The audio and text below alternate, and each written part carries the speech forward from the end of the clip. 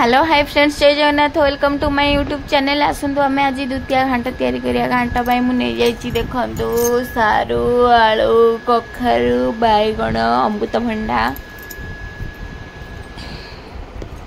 नड़िया भी भांगी रखीदे आ मुग मटर काली मु भिजेकी रखीदे। एबे परिया सब काटिदेली काटिक एबे प्रेसर रे सीटी दबा बसई दबा आउ तापरे देखिबा मसला पई काटिबा।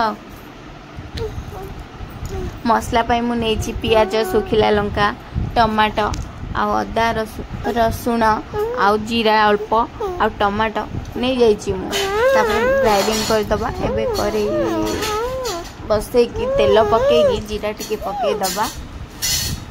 जीरा को टिके फुटिया पई छाड़ दबा।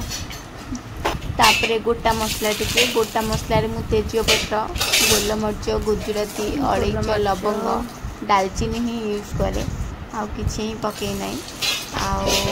तापरे देखिबा कौन करबा। तापरे भी मसला को ढाल देबा।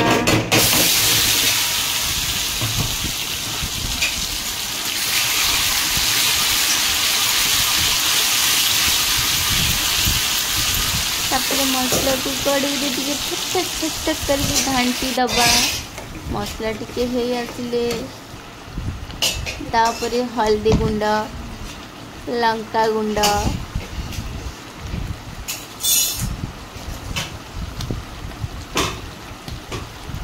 तापरे काश्मीर लंका गुंड अल्प टिके तापर से लुण स्वाद अनुसार आपण को मन।